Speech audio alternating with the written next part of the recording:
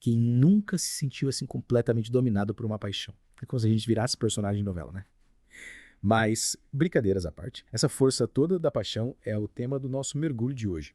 A gente vai tentar entender como ela funciona, como lidar com ela e quem sabe até como domá-la um pouquinho. E o mais legal é que vamos abordar isso por vários ângulos. A paixão vista pela filosofia, psicologia, religião. É como montar um quebra-cabeça com cada peça revelando um aspecto diferente dessa emoção tão poderosa. É isso aí. E já aviso. Preparem-se para se identificar, porque todo mundo em algum momento da vida já se deixou levar por uma paixão. Mas antes de sair por aí se declarando pro crush, que tal a gente começar entendendo o que realmente é essa tal de paixão? Boa. O material que você mandou define paixão como uma emoção super intensa, muitas vezes irracional, com um desejo profundo, idealização e até obsessão. É como se a paixão dominasse nossos pensamentos, nossas ações. Tipo um vírus, só que no coração. Interessante essa comparação com o vírus. Me diz uma coisa, essa idealização, essa visão meio cor-de-rosa da paixão, ela é sempre negativa? Ou será que tem um lado positivo? Olha, é aí que a coisa fica complexa. O texto destaca essa dualidade da paixão, como ela pode ser criadora, te impulsionar, mas também te destruir se você não souber lidar com ela. É como se fosse uma faca de dois gumes, sabe? Entendi. E me lembro que o texto falava do vidro embaçado, como se a paixão nos impedisse de enxergar as coisas como realmente são. Mas como a gente sabe, você está enxergando tudo direitinho ou se está com esse vidro na frente dos olhos. Ah, é que tá. E se a gente dissesse que a paixão age como um daqueles filtros do Instagram, só que na vida real? Ela distorce a realidade, coloca um véu sobre os nossos olhos e nos impede de ver os defeitos, os sinais de alerta. É como se a gente estivesse num conto de fadas, mas na vida real, a gente sabe, o príncipe vira sapo rapidinho. Nossa, que perigo. E como a gente faz para tirar esse filtro? Tem algum aplicativo para isso? Se tivesse, estava rico. Mas, brincadeiras à parte, o primeiro passo é reconhecer que estamos sob o efeito da paixão. É tipo assumir, ok, tô apaixonado, preciso ter cuidado para não me deixar levar completamente por essa emoção. Aceitar que a gente está apaixonado, ok, mas e aí? Qual é o próximo passo? Depois de reconhecer a paixão, é hora de identificar a idealização. É tipo dar um zoom out na situação e analisar tudo com mais frieza. Tipo, será que essa pessoa é realmente tudo isso que eu tô imaginando? Ou eu tô projetando nela todas as minhas expectativas, fantasias? Faz sentido. É como se a gente estivesse tirando a máscara da paixão para ver a realidade por trás dela. Mas e se a gente perceber que idealizou demais? Que a realidade é bem diferente da fantasia? Como a gente lida com essa decepção? Aí é que entra a parte mais difícil. Desapegar. E o texto dá algumas dicas para isso, como evitar contato com a pessoa, bloquear nas redes sociais, deletar fotos, mensagens. É tipo fazer um detox da paixão. De toque da paixão, gostei dessa. Mas falando em paixão, às vezes acho que grandes pensadores, tipo filósofos, se dedicaram a entender esse sentimento. Claro, a paixão sempre foi um tema que intrigou filósofos de todas as épocas. E cada um deles teve uma visão diferente sobre como lidar com essa força da natureza. Por exemplo, Platão via a paixão como ponto de partida para o amor verdadeiro. Sério? Tipo, para ele paixão era algo bom. Sim. Mas ele alertava para o perigo de ficarmos presos apenas no desejo físico. Ele dizia que o amor é o desejo de possuir o bem para sempre. Ou seja, a paixão pode ser o primeiro passo, mas o amor precisa ir além da atração física. Entendi? É. E o que outros filósofos falavam sobre paixão? Bom, Aristóteles, sempre ele, com a busca pelo equilíbrio, defendia que a paixão é importante, mas precisa ser equilibrada pela razão. Para evitar exageros, sabe, ele dizia que a virtude está no meio. Ou seja, nem paixão demais, nem razão demais. O segredo é encontrar o ponto de equilíbrio. Equilíbrio. Parece fácil na teoria, né? Mas na prática a gente sabe que a paixão tem o poder de bagunçar todos os nossos sentidos. Com certeza. E aí entra Santo Agostinho com o alerta. Cuidado com as paixões que te afastam do que realmente importa. Ele acreditava que a gente deveria ter cuidado com os apegos excessivos, principalmente aqueles que nos afastam de Deus. Nossa, profunda essa visão. A paixão como um obstáculo na busca por algo maior. Mas e aí?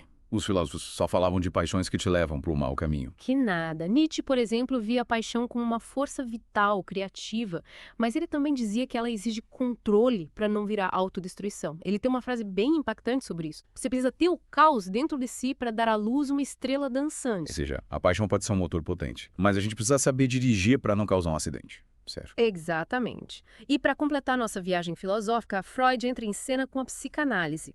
Para ele, a paixão é uma manifestação do nosso inconsciente com o quê de conflito e obsessão. Ele dizia que onde há desejo, há conflito. Caramba, quantos pontos de vista diferentes sobre a paixão. E a gente aqui achando que era só uma questão de coração batendo mais forte. Pois é, A paixão é um tema complexo que já foi analisado por diversas áreas do conhecimento. Mas, voltando ao texto que você mandou, ele destaca alguns perigos específicos da paixão. Quer saber? Gostão. Beleza, manda ver. A gente precisa saber como se proteger dessa fera indomável. Preparada para encarar os perigos da paixão, o texto coloca a idealização como um dos maiores vilões. É como se a gente criasse uma imagem perfeita na nossa cabeça, tipo um avatar, e ignorasse todos os defeitos, os sinais de alerta. Entendi.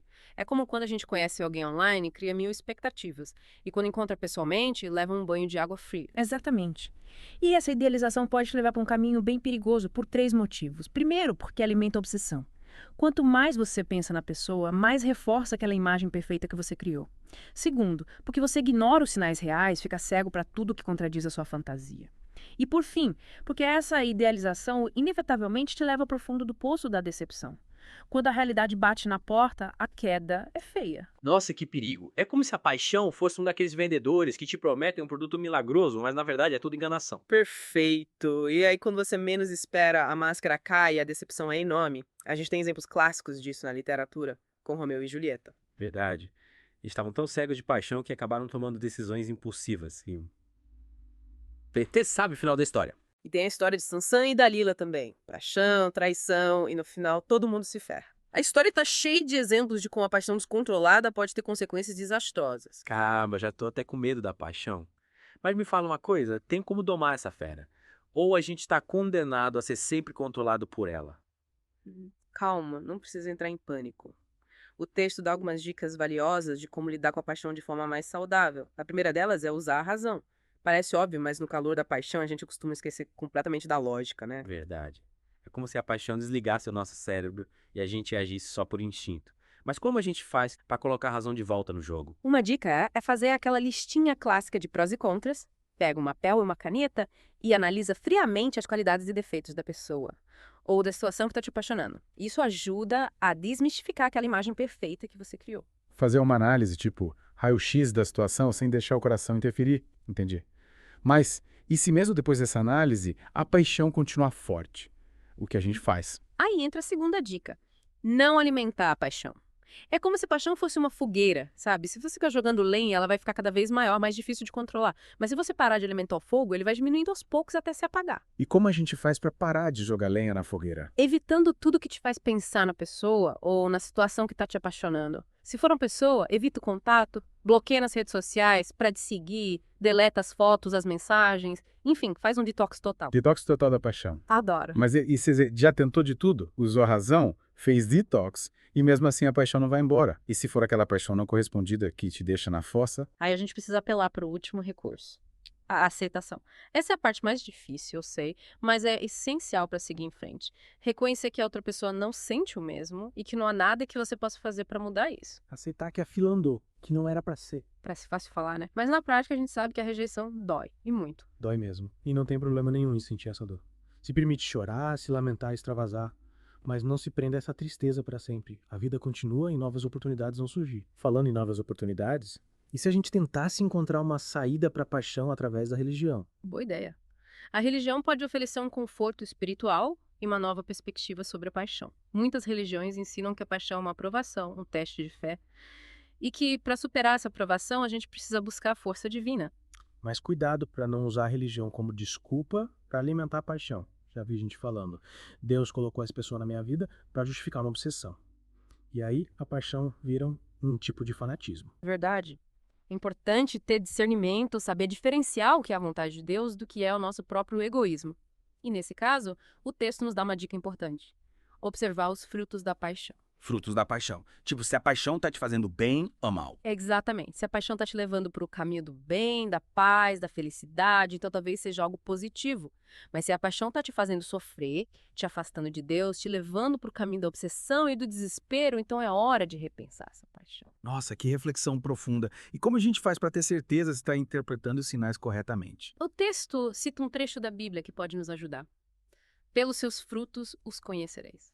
Ou seja, Observe o que a paixão está produzindo na sua vida. Ela está te aproximando ou te afastando de Deus. Está te fazendo crescer ou te aprisionando em ilusões. Está te levando a agir com amor e respeito ou com egoísmo e possessividade. Caramba, que análise completa.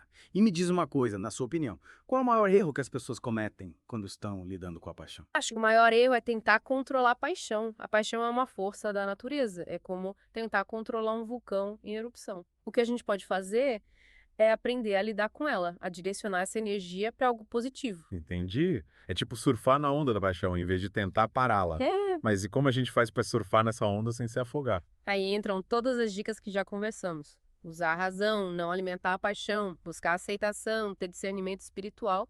Mas além disso, é importante lembrar que cada caso é um caso. Não existe uma fórmula mágica para lidar com a paixão. O que funciona para uma pessoa pode não funcionar para outra. Verdade. Cada um tem seu jeito de lidar com as emoções, com os desafios da vida. Mas e aí o que mais a gente pode fazer para entender melhor a paixão e aprender a lidar com ela de forma saudável? Que tal a gente analisar alguns exemplos históricos e bíblicos de paixão descontrolada? A história está cheia de casos que nos mostram os perigos da paixão e as lições que podemos aprender com eles. Adoro histórias. Acho que a gente aprende muito com os erros e acertos dos outros. Então, manda ver. Quais exemplos a gente vai analisar? Vamos começar com a história do rei Davi. Ele era considerado um homem segundo o coração de Deus, mas se deixou levar pela paixão por Batseba. E essa paixão levou a cometer adultério e até assassinato, gerando um monte de problemas para ele e sua família. Eita, o cara era escolhido e mesmo assim caiu em tentação. Isso mostra como a paixão pode ser poderosa, né? A gente precisa ter cuidado para não achar que está imune a ela. Com certeza.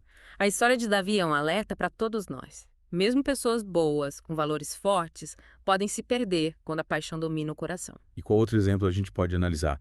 Tem alguma história de paixão descontrolada na mitologia? Claro, a Guerra de Troia, por exemplo, foi desencadeada pela paixão de Paris por Helena.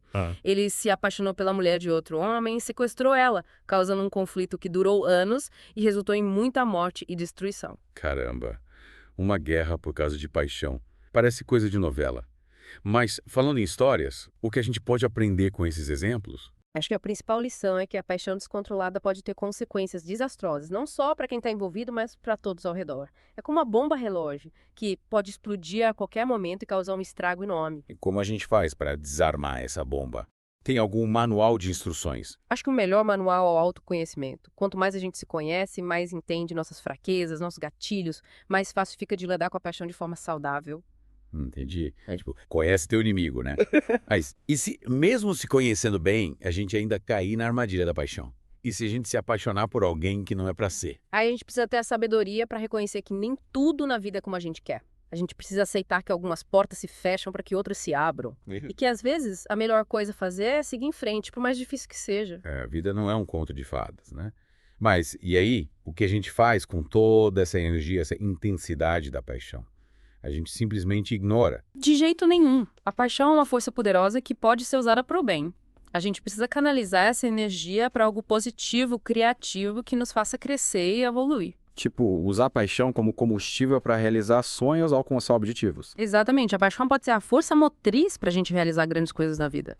Mas a gente precisa ter controle do volante para não acabar se perdendo no caminho. Gostei dessa analogia. A paixão como um carro potente que precisa de um motorista experiente para chegar ao destino final. Mas, e aí? Qual a sua dica final para quem está lidando com a paixão nesse momento? Minha dica é: não tenha medo da paixão. Paixão faz parte da vida. É o que nos impulsiona, nos motiva, nos faz sentir vivos. Mas lembre-se, a paixão é uma chama, não um incêndio. Aprenda a controlar o fogo para que ele te aqueça sem te queimar. Que lindo! Acho que essa é a melhor forma de encerrar nosso mergulho no mundo da paixão. Uma certeza de que ela é uma força poderosa que pode nos levar para o céu ou para o inferno. A escolha é nossa. E você que está nos ouvindo, que aprendeu com a gente hoje.